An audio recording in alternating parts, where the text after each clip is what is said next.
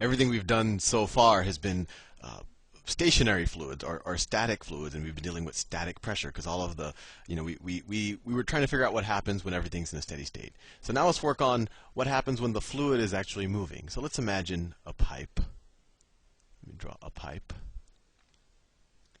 Let's say one end of the pipe has a larger area than the other end, or at least a different area. Let me draw, so this is one end of the pipe, and that's the other end of a pipe. I didn't draw it that well. And let's say it's filled with some fluid, some liquid actually, in our example. So, there's just a bunch of liquid in this fluid, right? And let's say this area at the entrance is the area, let's call that the area in.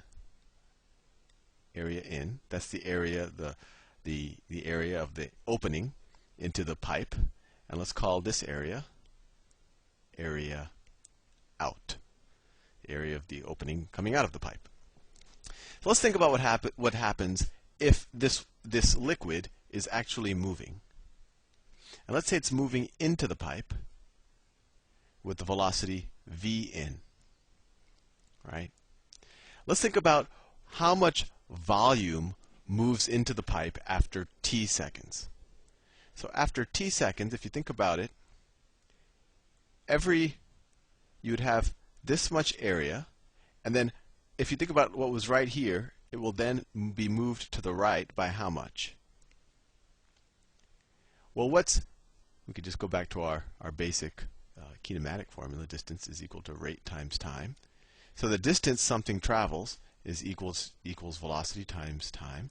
So after t seconds, after t seconds, whatever fluid was here, and it would have an area of about that much, whatever fluid was there would have traveled how much to the right? It would have traveled, let's assume that the pipe doesn't change too much in diameter or in radius from here to here. It would have traveled velocity times time. So v in times time. It could be meters or whatever our length units are. So after t seconds, essentially this much water has traveled into the pipe, right? You could kind of imagine a cylinder of water here. And once again, I know I made it look like it's getting wider the whole time, but let's assume that its width doesn't change that much over the t seconds or whatever units of time we're working at, right? So what is the volume of this cylinder of water? So the volume in over those seconds, right, over the t seconds, is equal to the area, or kind of the top or the left-hand side of the cylinder. Let me draw the cylinder in a more vibrant color so you can figure out what we're trying to figure out the volume of. So it equals this side, the left side of the cylinder, the input area, times the length of the cylinder, and that's the velocity of the fluid times the time that we're measuring, times the input velocity times time. Right? That's the amount of volume that came in. And now if that volume came into the pipe, and once again we learned several videos ago that the definition of a liquid is a fluid that's incompressible, right? So it's not like no fluid could come out of the pipe and all of the fluid just gets squeezed. The same volume of fluid would have to come out of the pipe, right? So that must equal the volume out. The volume out, right? So whatever comes into the pipe has to equal the volume coming out of the pipe. And one assumption we're assuming is in this fraction of time that we're dealing with is also that there's no friction in this liquid or in this fluid, that it actually it's not turbulent and it's not viscous.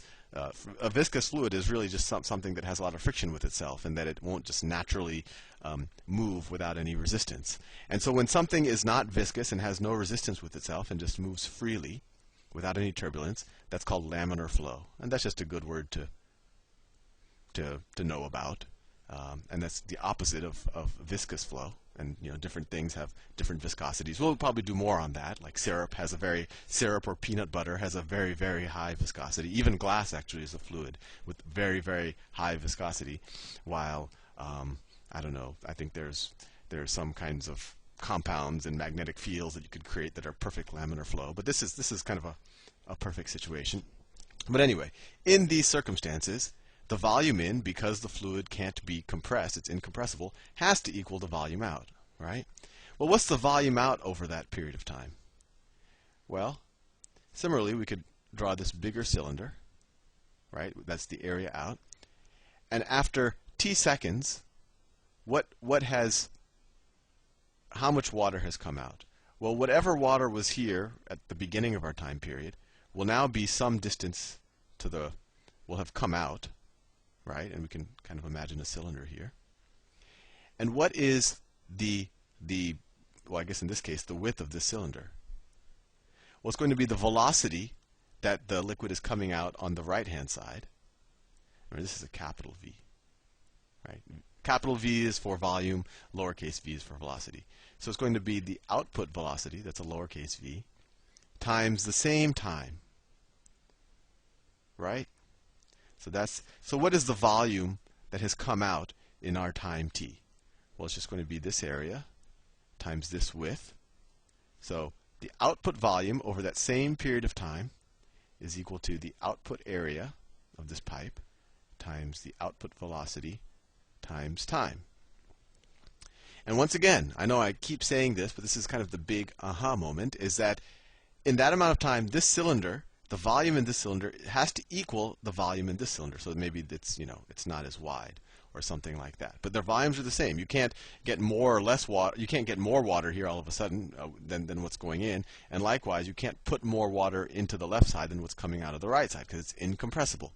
So these two volumes equal each other. So we know that the input surface area or the area of the opening onto the left hand of the pipe times the input velocity times the duration of time we're talking about is equal to the output area times the output velocity times the duration of time we're talking about.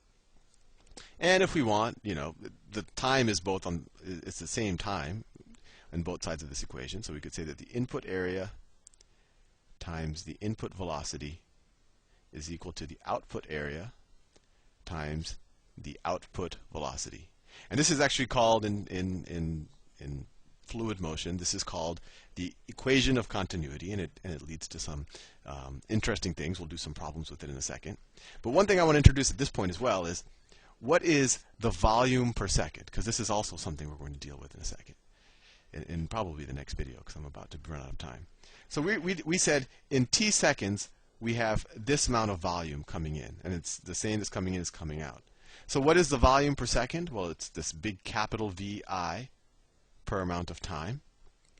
And we call that flux. And we'll learn a lot about flux, especially when we start doing vector calculus. But flux is just how much of something crosses a surface in amount of time. How much of volume crosses a surface in amount of time. So in this case, the surface is this, the top of this, the left-hand side of the cylinder. And we're saying how much crosses in amount of time.